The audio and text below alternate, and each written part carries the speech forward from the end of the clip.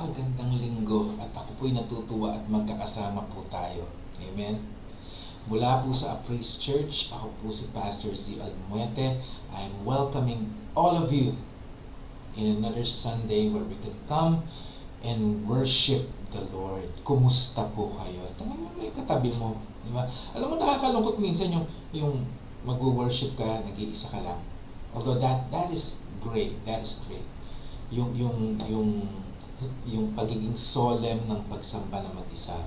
Pero mas masarap, mas masaya, at mas nakakapagbigay puri sa Panginoon kung kasama mo ang pamilya mo, kaibigan o mga mahal sa buhay. Di ba?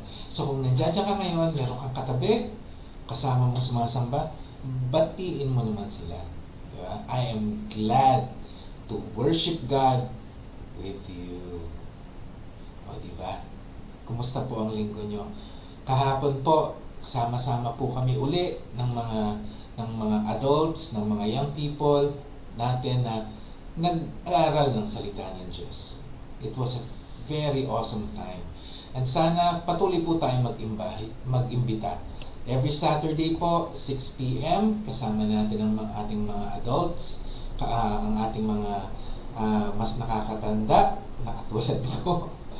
Sama-sama po tayo na nag-aaral ng salita ng Diyos. Diba? In a more personal way. 8 p.m. po, ang ating mga young people ang kasama namin. Gusto ko po kayong makasama, gusto ko po kayong makita. Hindi katulad po ng ganitong Sunday, one way po ito eh. Pag Saturday po, mas personal, mas malapit, at gusto kong marinig ang blessings na tinanggap nyo, gusto kong ipanalangin kayo personally. Kita-kita po tayo ng Sabado. Pero ngayon, iba pa ang pag-uusapan natin. Kahapon, ang pinag-uusapan natin is paano pag namumroblema ka, how do you handle these things pag may anxiety ka, pag depressed ka. Yun ang pinag-uusapan natin kahapon. Pero ngayon, ang pag-uusapan natin is about prayer. Ano ang unang-unang panalangin or prayer na natutunan mo? Sigurado ang sasabihin mo yung Lord's Prayer. Tama ba? Diba? Kabisado pa nga yun, di ba? Paano ba simulan yun? Our Father who art in heaven, hallowed be thy name. Thy kingdom come, thy will be done on earth as it was in heaven. Give us this day our daily bread, and deliver us from all our sins. Forgive us of our debts as we forgive our debtors. And lead us not into temptation, but deliver us from evil. Amen. Di ba? Yun ang unang panalangin na natutunan natin. You know what's so special about that prayer? Kasi ang nagturo nun, ang Panginoong Hesukristo mismo. Just to give you a background, nagtanong yung mga apostol. Di ba? Sabi nila, Panginoon, tulungan mo po kaming manalangin. Turuan mo kaming manalangin. Then, tinuruan sila ng Panginoong Hesukristo kung paano manalangin. Alam mo, ang kaibahan po ng panalangin na yun, kumpara doon sa mga ibang panalangin na natutunan natin sa ating dating relihiyon, it is straightforward, walang masyadong fuzz, diretsahan, less elaborate, madaling tandaan, etc. Di ba? Wala siyang masyadong maraming pump. Walang masyadong maraming fluff. Diretso panalangin. Bakit po? Kasi ganun dapat talaga manalangin. Yung Our Father yung Our Lord's Prayer na itinuro sa atin ng Panginoong Hesukristo ay isang pattern. Hindi po yun yung mismong dapat idalangin mo. Sabi nga dun sa Matthew chapter 6 verse 9, this is how you should pray. Ganito ka dapat manalangin. Meaning, it's a pattern. Diba? Siguro in another Sunday, pag-usapan, mas hihimayin natin yan kung paano pattern yan. Pero for now, I want you to focus on verse 11. Pag-uusapan natin yan. Okay? But the Lord's Prayer, don't get it wrong, hindi po yan yung actual na dapat panalangin mo araw-araw. Hindi. Kasi po, pag araw-araw, yan lang ang pinapanalangin mo, para kang paulit-ulit lang, di ba? Para kang pagano. Hindi po ganyan. Ang tinuturo sa atin ng Panginoon, ito yung pattern. And let me remind each and every one of you tonight. Hindi na po natin kailangan ng maraming arte, maraming drama sa panalangin. Nung namatay po ang Panginoong Jesucristo sa krus ng Kalbaryo, nung sinabi niya, nung tinubos niya tayo sa kasalanan natin. All of this is about Jesus. Tinubos niya tayo sa kasalanan natin. Binayaran niya yung mga kasalanan natin na hindi naman dapat siya, kundi dahil lang sa pagmamahal niya sa atin, tinubos niya tayo dahil gusto niya tayo makasama habang panahon sa langit. Nung sinabi niyang, it is finished sa krus ng Kalbaryo. Bayad na lahat, tapos na, nagwagi ang kalangitan, at lahat ng tumanggap sa Kanya ay makakasama niya sa langit. Anong nangyari? Doon po sa templo, merong napakalaking kurtina doon na naghahati sa templo. Ang nasa loob po noon yung tinatawag ng Ark of Covenant. Nandoon po ang presensya ng Panginoon. Ang nakakapasok lang doon yung high priest. Dadali niya lahat ng panalangin ng Israel at iaalay niya sa Panginoon. Siya lang ang pwedeng pumasok doon. At pag nagkamali siya o hindi katanggap-tanggap yung alay niya, mamamatay siya. Diba? Hindi lahat nakakalapit sa Ama. Pero nung sinabi ni Kristo, it is finished, napunit yun. Mula tuktok hanggang baba. Bakit? Bayad ng kasalanan natin, lahat po tayo. Pantay-pantay, walang pastor, diakono, o miyembro, wala. Pantay-pantay tayo sa panalangin. Pwede na tayong pumasok sa templo, pwede na tayong lumapit sa Panginoon, sa ating Ama, at sabihin ang laman ng ating mga puso. It is finished. Come boldly to the throne, ika nga. Diba? Kaya ang panalangin ni Kristo, straightforward. Panalangin ng isang anak sa kanyang Ama. Basahin po natin yung verse 11. Ano po sabi dyan?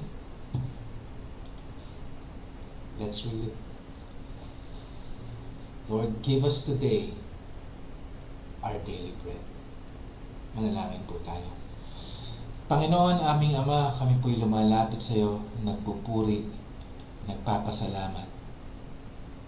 Purihin po ang pangalan mo, Lord, at binigyan mo kami ng oportunidad na dumiretso sa iyo, lumapit sa iyo bilang mga anak mo.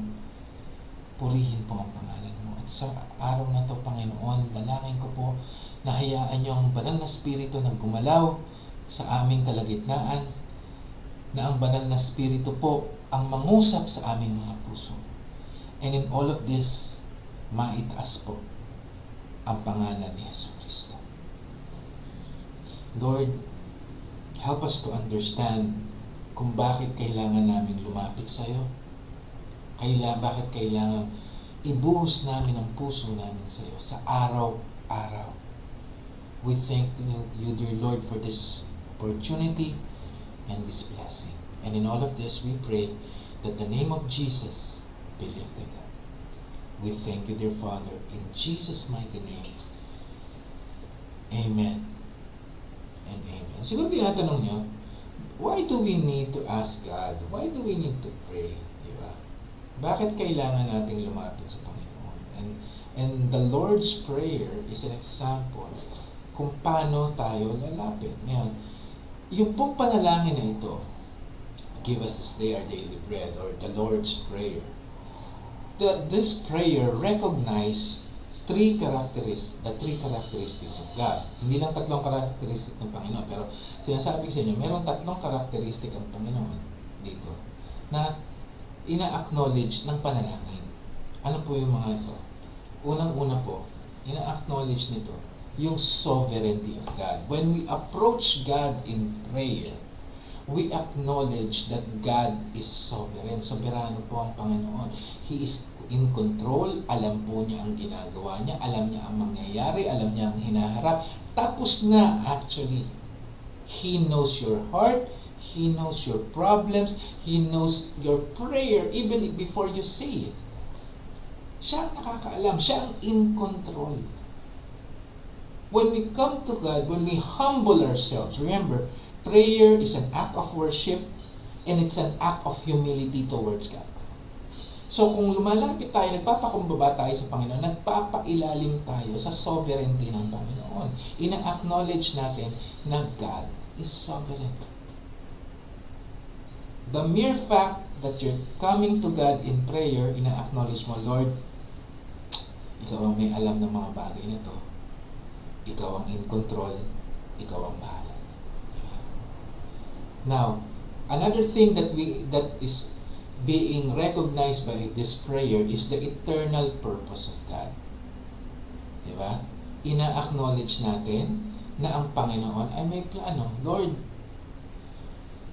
alam ko na hinayaan mo itong problema na to na dumating sa buhay ko dahil may plano ka.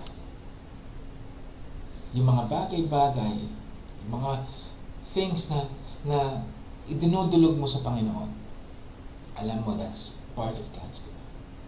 And we acknowledge that. When we acknowledge that God has a purpose, we submit ourselves to God's purpose. Diba? Ina-acknowledge mo, hindi ang kalooban ko, Panginoon. Hindi ang kagustuhan ko, kundi ang kagustuhan mo. It's okay na sabihin mo lahat ng gusto mo. Gusto ng Panginoon yan eh. Tulad ng isang bata na lumalapit sa kanyang ama. Sinasabi niya lahat ng gusto niya. Ganon din tayo. Then lastly, this verse recognizes the perfect will of God. Perfecto po ang kalooban ng Panginoon. Diba? Kaya nga, sabi niya, lahat ng idalangin natin sa kalooban, sa ngalan ng Panginoong Jesucristo, ay ibibigay niya ayon sa kanyang kalooban. Ano ibig sabihin niya? Ibig sabihin, hindi lahat ng hinihingi mo, ibibigay. Kailangan ayon sa kalooban ng Panginoon dahil ang kalooban ng Panginoon ay mas mabuti kaysa sa gusto natin. Again, it is okay to tell everything to God. What you want, why you want it, that's good. That's like a child approaching his father, asking wholeheartedly. Pero syempre, ang ibibigay ng Panginoon, yung ayon sa kalooban niya. Ayon sa kagustuhan niya na makakabuti sa atin. Kung titignan mo po itong tatlong to, the sovereignty of God, eternal purpose of God, and the perfect will of God, kung titignan mo po itong mabuti, isa lang ang ibig sabihin yan. Ang panalangin, hindi para sa Panginoon. Hindi. Hindi po. Hindi mo mababago yung kagustuhan ng Panginoon. Kung ano yung tinakda niya, kung ano yung gusto niya mangyari, yun ang mangyayari. Kahit ano pa gawin natin, kahit sugatan mo pa yung sarili mo habang nananalangin ka, o sunugin mo yung sarili mo habang nananalangin ka, hindi magbabago yung isip ng Panginoon. Because it has already been set from the very beginning. But the thing is about prayer, ang binabago niyan, tayo. We learn to acknowledge the sovereignty of God. We learn to acknowledge that God has a purpose. And we learn to acknowledge and to ask for God's will. Diba? Tayo ang binabago ng panalangin, hindi ang Diyos. Tayo. And as we continue to pray, we and of course read God's Word, we start to understand kung ano yung kalooban ng Panginoon. There's another thing. When we pray, we communicate with God. When we communicate with God, we worship God, we fellowship with God. God is a relational God. He wants us to have this father and son relationship. Diba? So when we pray, yung relation na yun nako-consummate. Diba? Pag mahal mo ang isang tao, gusto mo siyang kausap palagi. Tama? Tama? Ganon din tayo. Gusto ng Panginoon, lagi niya tayong kausap. Nabasa mo yung salita niya at nananalangin ka. So merong two-way communication. Hindi pwedeng one way lang. And every time we come to God, He loves it. He loves it. So prayer is very, very important. Huwag natin kakalimutan yan. Kaya sabi lang, give us today our daily bread is a simple supplication to God. Isang simple, straightforward na paglapit sa Panginoon. Now, one thing we have to remember when we're approaching God, acknowledging Him. Now, God has promised to supply all our needs. So when you say, give us this day our daily bread, Lord, you are asking Him to supply your needs. Now, hindi lang tinapay yan. Diba? Kaya nga sabi sa'yo, pattern yung dasal na yun eh. Anong limitado sa tinapay? Ganun ba yun? O kahit figurative yun, sabihin mo na yung pagkain. Hindi lang pagkain, hindi lang yun eh. Yung araw-araw mo pangangailangan. Marami yan. Mahaba listahan yan. And it differs from one person to another. But the point there is, God promised to supply all your needs. So when you come to God and you say, Lord, ibigay mo po yung pangangailangan natin. Pwede mong i-detalye yan. God loves that. God loves to listen to His children. Ang sabi ng Biblia sa Philippians chapter 4, verse 19, and my God, will supply all your needs, sabi ni Apostle Paul sa mga taga-Philippines, according to His riches in glory in Jesus Christ. Mga kapatid, nangako ang Panginoon, ibibigay niya lahat ng pangangailangan natin. Regardless kung ano man yan. Sabi ko nga, iba ang pangangailangan ng tao on a daily basis. But the promise is there. Kung ano man yan na pangangailangan mo, ibibigay ng Panginoon yan. Pagkain, damit, pamasahe, trabaho, kagalingan, gamot, protection, lahat yan. Walang hindi, lahat yan ibibigay ng Panginoon. Pinangako niya yan eh. Hindi niya tayo pababayaan. Diba? Saan ka nakakita ng isang tapat na Kristiyano na sumusunod sa Panginoon na pinabayaan ng Panginoon? Kahit na sa mga persecuted countries, yung mga Kristiyano na kulang na lang patayin, diba? Or pinatay, hindi pinabayaan ng Panginoon yan. Namatay yan kasi pinauwi ng Panginoon. Pero never niyang pinabayaan ang mga anak niya. So kung may agam-agam ka man na nakalimutan ka na ng Panginoon ng pinabayaan, hindi ka niya pinabayaan. Hindi. Ibibigay niya ang pangangailangan mo. Huwag ka matakot. Amen? Next. He knows our need. Sabi sa Matthew chapter 6 verse 8, for your Father knows what you need before you ask Him. Hindi mo pa hinihingi. Hindi mo pa alam na kailangan mo. Alam na niya kung ano yung kailangan mo.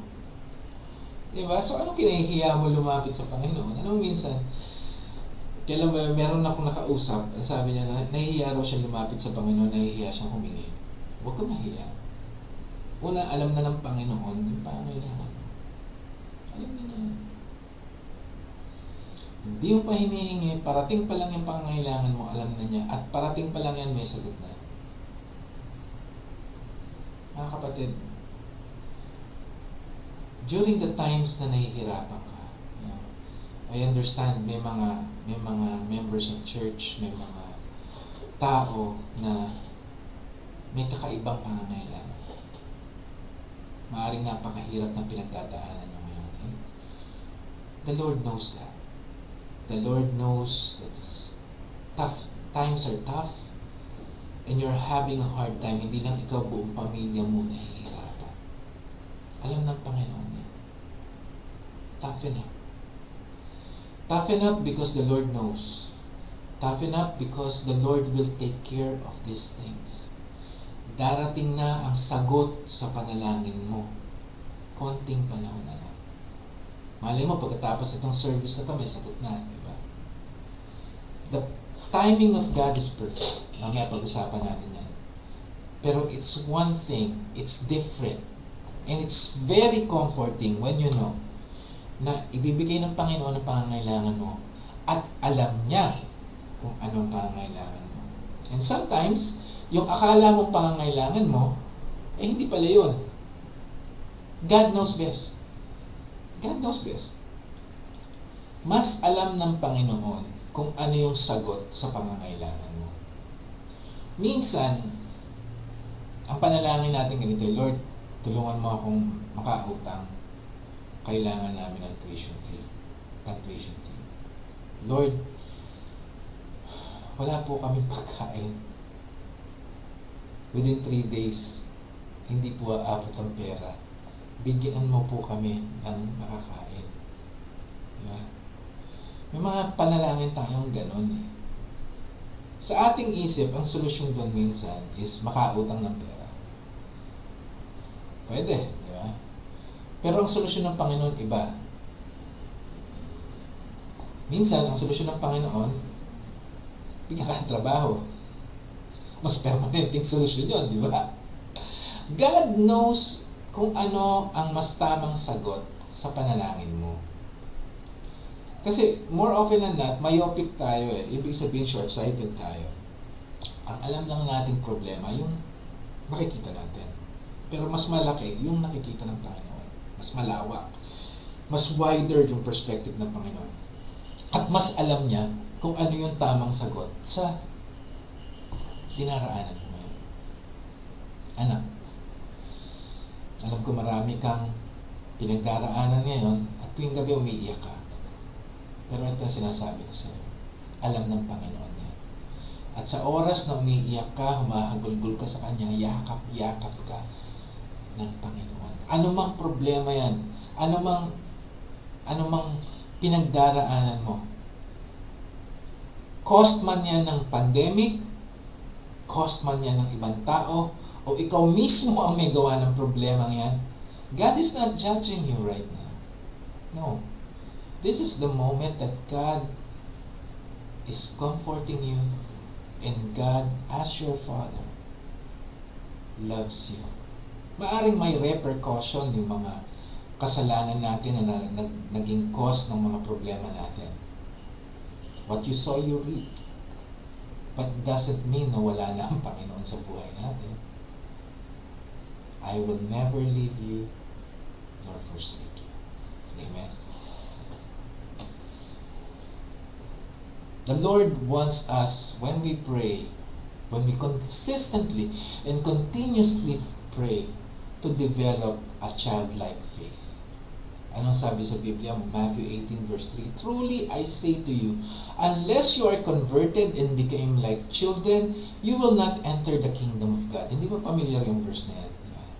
Nung tumanggap ka sa Panginoon, ang sabi ng Biblia, kailangan, pag tinanggap mo ang Panginoon, sa puso mo bilang Panginoon tagapagligtas, para kang bata.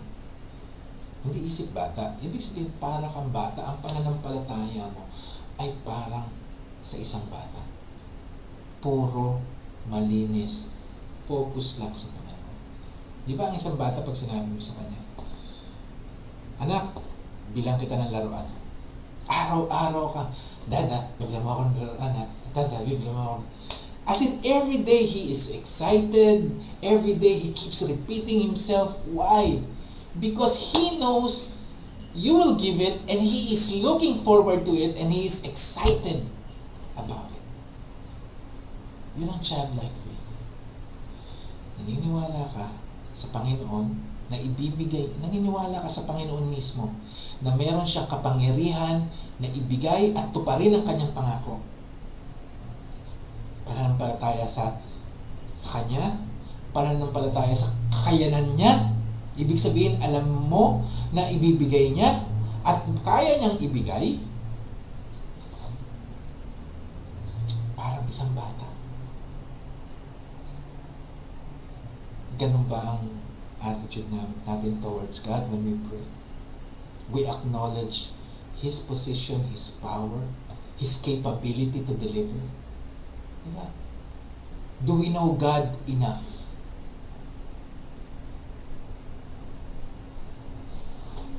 tricky question. Do we know God enough? Ibig sabihin, are you spending enough time to know God? Through His Word, through prayer. Mga kapatid, minsan yung pananampalataya natin nawawala o nagdududa kasi hindi natin kinikilala kung sino yung pinapanampalatayaan natin. Maniwala ka sa akin, kapatid, the more you know God, the more you approach God, the more you dwell on His Word, on His promises, the more nalalakas yung pananampalataya mo. Knowing God is acknowledging your Father that He is and He is able to provide and answer your prayer. Mga kapatid, let's have a childlike faith. Yeah. Pananampalataya sa Panginoon. Of course, He answers our prayer. Yeah. Nangako siya sa atin, nasasagutin niya yung panalangin natin. Nasabi sa Biblia, this is the confidence which we have before Him, that if we ask anything according to His will, in-emphasize natin to kanina, He will hear us, and if we know that He hears us in whatever we ask, we know that we have the request which we have asked from Him. The Lord will answer our prayer according to His will. According to His will, kasi minsan yung mga hinihingi natin, hindi naman nararapat sa atin. Minsan yung hinihingi natin, akma sa kalooban ng Panginoon. Pero kung hindi ito umaakma, the Lord never says no. Hindi no. Ang sagot niya, I have something better. Diba? Although technically it's a no. Pero it is not a no. It's not a no because God offers you something better. Hindi po sayang manalangin. Hindi po sayang. Because we can get something better if what we are asking is not according to His will. Because in His heart, ang default setting ng Panginoon in His heart is to bless His children. Ibinigay na nga niya yung sarili niya sa krus eh. That's the ultimate sacrifice. Ano ba naman yung hinihingi mong trabaho? Ano ba yung hinihingi mo na pagalingin? Ano naman yung hinihingi mo na makapasa, makatapos, kumpara dun sa kaligtasan mo, which is the ultimate sacrifice that Jesus gave us. Diba? Tingin mo, hindi bibigyan ni Kristo yung hinihingi mo. Kaya niyang bigay yun. It's just a matter of time. Alam mo, hindi nakasama dito sa outline ko ngayon. Yes, it is according to His will, but it's according to His timing. Dagdag natin yan. You know, the Lord knows when to give and where to give. Tayo kasi pag may problema tayo, gusto natin instant, gusto natin immediate. Diba? Yung pasensya natin, napakaikli, napakanipis, grabe. Gusto natin madalian. God doesn't work that way. Kasi, in God's perspective, alam niya yung umpisa, gitna, tsaka yung tapos. He's not bound by time in the first place. Hindi siya bounded by time. He's in the past, He's in the present, and He's in the future. He's present at all time. So to Him, tapos na lahat yan. We just have to go through it. Prayer teaches us to be patient, acknowledging God's will and His timing. Tandaan po natin to. God is never late. He is never late. He is always on time. So kung ano man yung hinihingi mo ngayon, ano man yung dinadalangin mo ngayon, He will give it. He will provide. He has the capability to do so according to His will in His time. And time is not absolute when it comes to God.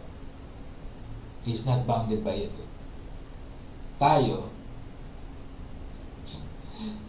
ipinapasok natin yung sarili natin sa oras. That's the problem with us people.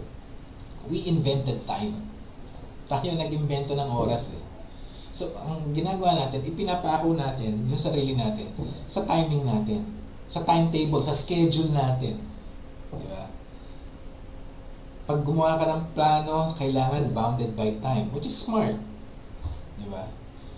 Pero, God cannot be bounded by our time and our schedule. He works on His own schedule. So don't feel offended, don't feel neglected. No. God has perfect timing at darating ang sagot na idinudulog mo sa panalangin mo according to His will and according to His time. So ano lang dapat mong gawin? Umupo, manalangin lang na manalangin. Well, yung part na manalangin ka ng manalangin, importante yon. You have to continue praying. Sabi nga ng Biblia, pray without ceasing. Diba? Continue to seek, continue to knock. Diretso lang. Pero isa pa na kailangang diretso lang, yung buhay mo. Last Sunday I mentioned this. Hindi porket may problema ka. Hindi porket may karamdaman ka. Hindi porket may pinagdaraanan ka, ay hihinto ang buhay. You already did what needs to be done. And that is to pray to God. And to continue to pray to God. But one thing you have to learn, we have to learn, is to continue moving forward. Hindi pwedeng huminto ang buhay, kapatid. Hindi. Tuloy ang buhay. Ang mundo, hindi yan titigil para sa atin. Hindi. Tuloy yan eh. God created it to be dynamic. Diretso yan. Dire-diretso yan. And other people, tuloy ang buhay niyan. Sadly, not everyone will care about you or what you feel or what your problems. No, only God is the only one who is consistent in caring for you. So, hayaan mo sila, hayaan mo ibang tao, and move on. Ano man ang pinagdaraanan mo ngayon, kapatid? Kahit ano yan. Maybe you're just coming out of a bad relationship. Split na kayo ng girlfriend mo, ng boyfriend mo. Move on. Sige na. 2 taon na eh. Taon na yan, no? Move on ka na. Diba? Bigay mo sa Panginoon, then move on. Maybe ang problema mo na de-depress ka kasi mag-isa ka lang. Lonely ka. Diba? Wala kang girlfriend. Move on. God has someone for you.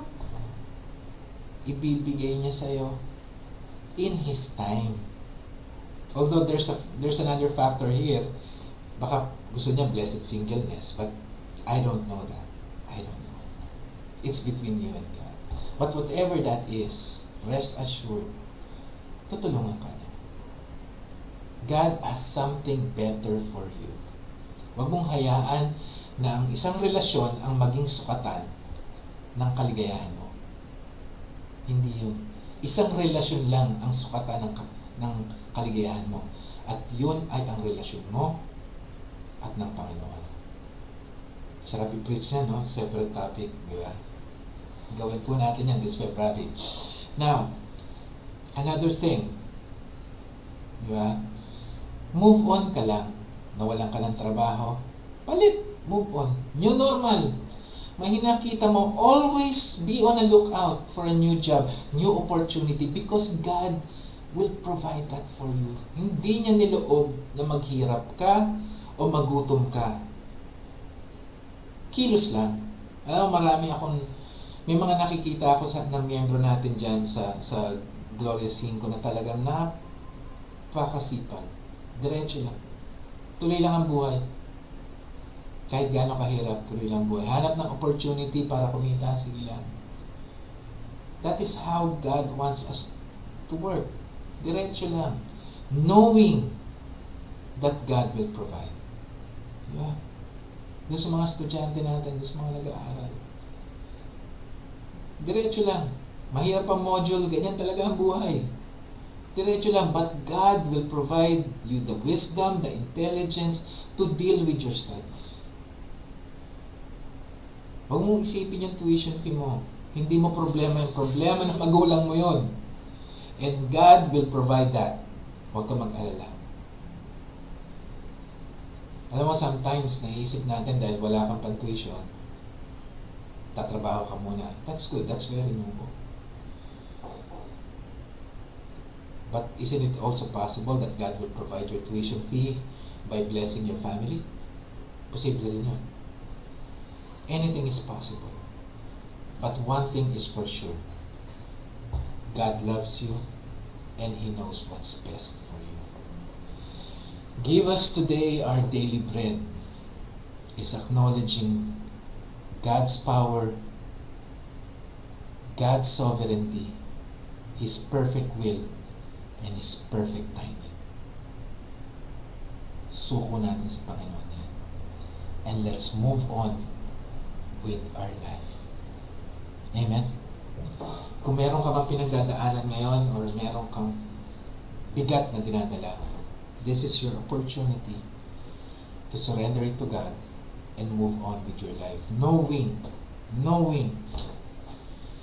that God is always with you, hindi ka niya pababayaan at sasagutin niya ang panalangin mo. Panalangin mo tayo. Heavenly Father, we thank you so much, dear Lord, for your goodness and your kindness to us. Truly, we don't deserve this. We don't. We don't deserve your mercy or your grace, but Lord, you have chosen to give it to us through the Lord Jesus Christ. And we praise your name. We praise the name of Jesus. Panginoon, itinataas ko po ang inyong mga anak ngayong araw na ito. Alam niyo po ang kanilang dalahin, ang kanilang bitbitin. Dinadalahin ko po that you would help them through all this. That at the end, you will provide all their needs. You will answer their prayers according to your will. And perhaps even provide a much better solution to everything that they've been going through. Panginoon, nananampalataya po kami sa inyo at umaasa ng kasagutan ayon sa iyong kalooban at sa iyong oras. We thank you so much. Lord, I also pray for your children. Lahat po na nakikinig ngayon, nanonood ngayon, Lord, protektahan niyo po sila from COVID-19. Huwag niyo pong hayaang magkasakit sila at kayo po magpala at mag-provide ng kanilang mga pangailangan. But in all of this, I pray that the mighty name of Jesus be lifted up as we give back all the honor and all the glory to Him. We thank you, dear Father. In Jesus' mighty name, Amen. Muli po, isang magandang linggo sa inyong lahat. And I hope may natutunan po tayo at nakapagsamba tayo, nakapagpuri sa Panginoon ito sa ating puso. Kung meron po kayong mga prayer request, wag po kayong mahiya na mag-message sa amin. We will be more than happy to pray for you, to pray with you through whatever things that you're going through. Thank you very much. Muli po, in behalf of my family and our church, our Praise Church, ito po si Pastor Z. Almuete. Nagpapasalamat. Thank you for joining us. And muli, binabalik po natin lahat ng papuri, lahat ng pasasalamat sa matamis na pangalan ni Kristo Jesus. Amen and amen. God bless you all. Good day.